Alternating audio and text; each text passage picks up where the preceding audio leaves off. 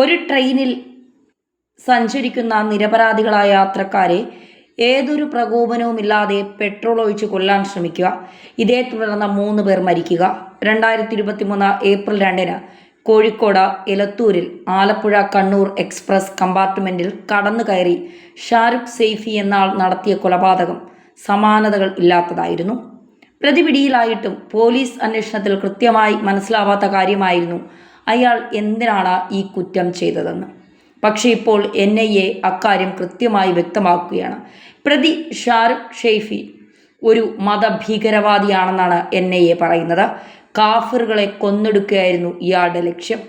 രക്തരൂക്ഷിത ജിഹാദിന് ഷാരുഖ് ശ്രമിച്ചുവെന്നും തീവ്ര ഇസ്ലാം മത പ്രചാരകരെ പിന്തുടർന്നുവെന്നും NIA കോടതിയിൽ വ്യക്തമാക്കി. ഷാരുഖിന്റെ ജാമ്യാപേക്ഷ എതിർത്ത് കോടതിയിൽ നൽകിയ റിപ്പോർട്ടിലാണ് ഈ വിവരങ്ങളുള്ളത്. തുടർന്ന് ജാമ്യാപേക്ഷ കൊച്ചി NIA കോടതി തള്ളിയിരുന്നു. തീവ്ര മത ചിന്താഗതിക്കാരനായിരുന്ന ഷാരുഖ് സെയ്ഫി അവിശ്വാസികളെ കൊന്നത് പാപമോചനത്തിനായാണ്. വിദ്വേഷ മതപ്രാസംഗികൻ സാക്കിർ നായിക്കിന്റെ പ്രസംഗങ്ങൾ ഷാരുഖ് നിരന്തരം പിന്തുടർന്നു. പ്രതിയിൽ നിന്ന് പിടിച്ചെടുത്ത ഡിജിറ്റൽ തെളിവുകളുടെ സൈബർ ഫോറൻസിക് പരിശോധനാ ഫലത്തിലായിരുന്നു ഭീകരാശയങ്ങളിൽ ആകൃഷ്ടനായിരുന്നുവെന്ന് വ്യക്തമാക്കുന്നത്. കടുത്ത മതഭീകരവാദിയായ ഷാരുഖ് തൻ്റെ വിശ്വാസങ്ങൾ പിന്തുടരാത്തവരെയെല്ലാം കാഫിറുകളായാണ് കണ്ടത്. കാഫിറുകളെ കൊന്നൊടുക്കുകയും രക്തരൂക്ഷിത ജിഹാദുമായാണ് ഷാരുഖ് സെയ്ഫി പദ്ധതിയിട്ടത്. ഡൽഹി ഷഹീൻബാഗ് സ്വദേശിയായ ഷാരുഖ് സെയ്ഫി മാത്രമാണ് കേസിലെ ഏക പ്രതി. NIA കുറ്റപത്രം സമർപ്പിച്ച കേസിൽ വിചാരണ നടപടികൾ നീളുകയാണെന്നും ജാമ്യം നൽകണമെന്നും ആവശ്യപ്പെട്ടുള്ള പ്രതി കോടതിയെ സമീപിച്ചിരുന്നു. ട്രെയിനിലെ ഒരു ബോഗി പൂർണ്ണമായും കത്തിക്കാനാണ് അയാൾ പദ്ധതിയിട്ടത്. ഇതിലൂടെ വലിയ ആക്രമണത്തിനാണ് ലക്ഷ്യമിട്ടത്. 3 കുപ്പി പെട്രോൾ ഉൾപ്പെടെ എല്ലാ സജ്ജീകരണങ്ങളും ഷാരുഖിന്റെ കൈവശമുണ്ടായിരുന്നു. എന്നാൽ ആസൂത്രണം ചെയ്തതുപോലെ കൃത്യം നടപ്പാക്കാൻ ഇയാൾക്ക് കഴിഞ്ഞില്ല. ഇത്തരം കൃത്യം നടത്താനുള്ള പരിശീലനക്കുറവാണ് പദ്ധതി പാളിപ്പോകാൻ കാരണമായതെന്നും കേന്ദ്ര ഏജൻസികൾ വ്യക്തമാക്കിയിട്ടുണ്ട്.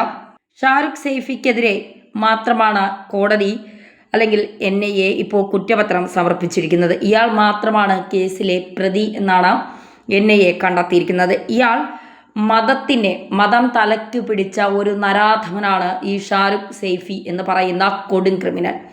അതായത് അക്രമമായ ജിഹാദ് ഉണ്ടാക്കുക എന്നുള്ളതാണ് ഇയാളുടെ ലക്ഷ്യം. അതിനായി കാഫിറുകളെ കൊല്ലുക എന്നതാണ് ഇയാളുടെ ഏറ്റവും പ്രധാന ലക്ഷ്യമായി ഇയാൾ കണ്ടിരുന്നത്. തൻ്റെ ജീവിത രീതിയിൽ ഇയാൾ ഒട്ടും തൃപ്തനല്ലായിരുന്നു.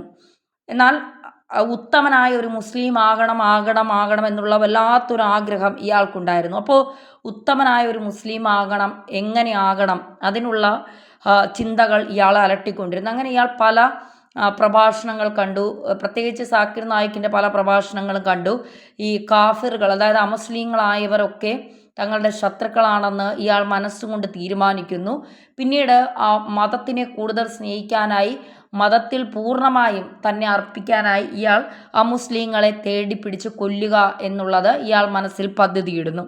ആ പദ്ധതി, അതായത് ഉത്തമനായ ഒരു ജിഹാദിയാകുക, അക്രമസക്തനായ ഒരു ജിഹാദി ആയാലേ താൻ ഈ മതത്തിൻ്റെ ഒരു നല്ല ആളായി മാറൂ, ഉത്തമനായ ഒരു മതത്തിലുള്ള ഒരാളായി മാറൂ എന്ന് ഇയാൾ വിശ്വസിച്ചു. അങ്ങനെ ഇയാൾ അക്രമാസക്തമായ ജിഹാദ് ആവുകയും ഈ പാപം ചെയ്യുകയും, കൊടും പാപം ചെയ്താൽ, അതായത് കാഫിറുകളെ കൊന്നാൽ താൻക്ക് പാപമോക്ഷം കിട്ടുമെന്നും താൻ പാപത്തിൽ നിന്ന് മോചിതനാകുമെന്നും താൻ നല്ല മുസ്ലിമായി മാറുമെന്നുമൊക്കെ ഇയാൾ ചിന്തിക്കുകയും പ്രതീക്ഷിക്കുകയും ചെയ്തു. അതുകൊണ്ട് അയാൾ കൂട്ടക്കൊല ചെയ്യാൻ തീരുമാനിച്ചു. ഈ ക്രിമിനൽ അങ്ങനെ ചിന്തിച്ചതുകൊണ്ട് നല്ല മുസ്ലിം ആകാൻ ഇയാൾ കൂട്ടക്കൊല ചെയ്താലേ, അമുസ്ലിങ്ങളെ കൂട്ടക്കൊല ചെയ്താലേ നല്ല മുസ്ലിം ആകാൻ കഴിയൂ എന്ന് ഇയാൾ തീരുമാനിക്കുന്നു. അതിന് ഇയാൾ കൂടുതൽ പദ്ധതികൾ തയ്യാറാക്കുന്നു, കൂടുതൽ പ്രഭാഷണങ്ങൾ കേൾക്കുന്നു, കൂടുതൽ ആളുകളുമായി സംസാരിക്കുന്നു. പക്ഷെ കുറ്റകൃത്യം ഇയാൾ ഒറ്റയ്ക്കാണ് ചെയ്തത്. അതിനുശേഷം ഇയാൾ താൻ തിരിച്ചറിയാത്ത സ്ഥലങ്ങളിലേക്ക് എത്തുക, കേരളം, തമിഴ്നാട് പോലുള്ള സ്ഥലങ്ങളിലേക്കെത്തി ആ സ്ഥലങ്ങളിൽ വലിയ രീതിയിലുള്ള കൂട്ടക്കൊല ചെയ്യണമെങ്കിൽ ട്രെയിനോ ബസ്സോ പോലെയുള്ള വാഹനങ്ങളിലാണ് കൂട്ടക്കൊല വലിയ രീതിയിൽ ചെയ്യാൻ കഴിയുകയുള്ളൂ എന്ന് ഇയാൾ മനസ്സിലാക്കുന്നു. എന്നിട്ട് ഈ ട്രെയിനിനുള്ളിൽ കയറുന്നു. പക്ഷേ ഇയാൾ വിചാരിച്ചതുപോലെ നടന്നില്ല. കമ്പാർട്ട്മെൻറ്റിൽ ആളുകളുടെ ദേഹത്തുമൊക്കെ പെട്രോൾ ഒഴിക്കുന്നു. ഈ ട്രെയിനിൽ നിന്ന് ആളുകൾ ജീവൻ ഭയന്നെടുത്ത് ചാടിയപ്പോഴാണ് 3 പേർ മരണപ്പെടുന്നത്. പിന്നീട് ഇയാളെ പിടിക്കപ്പെടുകയും ചെയ്തു. അപ്പോൾ ഇയാൾ കോടതിയിൽ വാദിക്കുന്നത് താൻ വിചാരണ നീണ്ടുപോകും, ഇത് ആളുകൾ ഇപ്പോൾ പോസ്റ്റ്മോർട്ടം റിപ്പോർട്ട് വന്നപ്പോൾ ഭയന്ന് ട്രെയിനിൽ നിന്ന് ചാടാൻ ശ്രമിച്ചപ്പോഴാണ് 3 പേർ മരണപ്പെട്ടത്, തനിക്കിതിൽ ഉത്തരവാദിത്വമില്ല, താൻ ഇതൊക്കെ ചെയ്തു, പക്ഷെ താനല്ല അവരെ കൊന്നത്, വിചാരണ ഇനിയും നീണ്ടുപോകാൻ സാധ്യതയുണ്ട്, അതുകൊണ്ട് തനിക്ക് ജാമ്യം നൽകണം എന്ന് ഷാറുഖ് സൈഫി കോടതിയിൽ NIA കോടതിയിൽ പറഞ്ഞപ്പോഴാണ് കോടതി അത് കൃത്യമായി നിരീക്ഷിച്ചുകൊണ്ട് എന്തൊക്കെ കാര്യങ്ങളാണ്, അതായത് ഏതൊക്കെ തരത്തിലുള്ള കാര്യങ്ങളാണ് ഇയാൾ ഈ ചെയ്യാനായി, ഈ കൂട്ടക്കൊലയ്ക്കായി ഇയാൾ തീരുമാനിച്ചിരുന്നത്, എന്തിനാണ് ഈ കൂട്ടക്കൊലയ്ക്കായി ഇയാൾ ഇത്തരം കാര്യങ്ങൾ ചെയ്യാൻ തീരുമാനിച്ചിരുന്നത് തുടങ്ങിയ കാര്യങ്ങളൊക്കെയാണ് NIA കോടതി അന്വേഷിച്ചത്.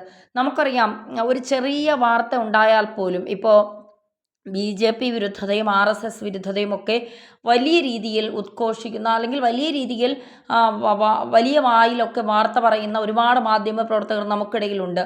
ഭാരത് മാതാ കി ജയ് എന്ന് പറയുന്നത് RSSകാരാണെന്നൊക്കെ പറഞ്ഞ് കുരു പൊട്ടുന്ന ഒരുപാട് മാധ്യമ പ്രവർത്തകർ നമുക്കിടയിലുണ്ട്. അവരാരും എന്തുകൊണ്ട് ഈ വാർത്ത കണ്ടില്ല? അവരാരും എന്തുകൊണ്ട് ഈ വാർത്തയുടെ പൂർണ്ണരൂപം ജനങ്ങളുടെ മുന്നിൽ എത്തിക്കാൻ ശ്രമിച്ചില്ല? എന്തുകൊണ്ടാണ് അവർ ഈ വാർത്തയെ അതിൻ്റെ പ്രാധാന്യത്തോടെ കാണാൻ ശ്രമിക്കാത്തത്? ജിഹാദ് നടത്തിയാലേ, അക്രമാസക്തമായ ജിഹാദ് നടത്തിയാലേ താൻ ഒരു ഉത്തമ മുസ്ലിം ആകൂ എന്ന എലത്തൂരിലെ ഒരു ക്രിമിനൽ തീരുമാനിക്കുന്നു. അങ്ങനെ അത് NIA കോടതി തന്നെ കണ്ടെത്തി, കോടതി കൃത്യമായി പറഞ്ഞുകൊണ്ടാണ് ഇയാളുടെ ജാമ്യാപേക്ഷ തള്ളുന്നത്, ഇയാളുടെ അപ്പീൽ തള്ളിക്കളയുന്നത്. അങ്ങനെയാണ്. അത്ര നീചമായ ഒരു കുറ്റകൃത്യം ചെയ്തിട്ടും എന്തുകൊണ്ടാണ് ഇവിടുത്തെ മാധ്യമങ്ങൾ, ഇതിപ്പോൾ ഏതെങ്കിലും സംഘപരിവാർ, ഇപ്പോൾ ആര് ചെയ്താലും തെറ്റ് തന്നെയാണ്. മതത്തിൻ്റെ പേരിൽ ഇവിടെ എന്തൊക്കെ നടന്നാലും അത് തെറ്റ് തന്നെയാണ്. ഇസ്ലാം രാഷ്ട്രം വരണമെന്ന് പറഞ്ഞാലും ഹിന്ദു രാഷ്ട്രം വരണമെന്ന് പറഞ്ഞാലും അതൊക്കെ തെറ്റാണ്. ഇന്ത്യ എന്ന് പറയുന്നത് ഇതൊരു മതേതരത്വ രാജ്യമാണ്, എല്ലാ ജനങ്ങളും ഒരുമിച്ച് കഴിയുന്ന രാജ്യമാണ്. നാനാത്വത്തിൽ ഏകത്വം എന്ന ഒരു വലിയ കാര്യം മുന്നോട്ട് പോകുന്നവരാണ് ഇന്ത്യക്കാർ എന്ന് പറയുന്നത്.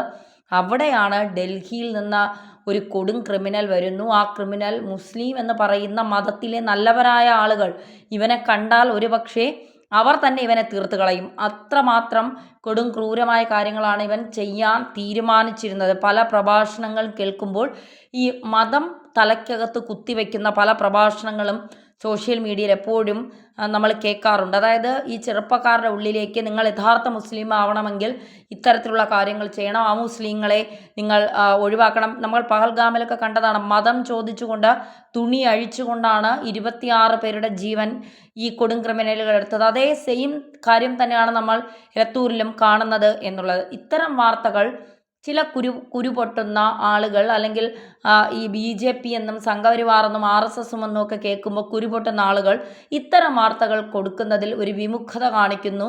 അവരൊക്കെ ഇത്തരം വാർത്തകളോട് ഒരു പുറംതിരിഞ്ഞ നിലപാടാണ് സ്വീകരിക്കുന്നത്. അത് ശരിയല്ല. എന്തുകൊണ്ടാണ് ഇത്തരം പ്രാധാന്യമുള്ള വാർത്തകൾ ഇവർ മുക്കിക്കളയുന്നത്? പ്രീണനം മാത്രമാണ്, അതിലപ്പുറം ഒന്നുമില്ല. ഒരു വിഭാഗത്തെ പ്രീണിപ്പിച്ച് നിർത്തുക എന്നതിലപ്പുറം മറ്റൊന്നുമില്ല എന്നുള്ളതാണ് ഇതിൻ്റെ യാഥാർത്ഥ്യം.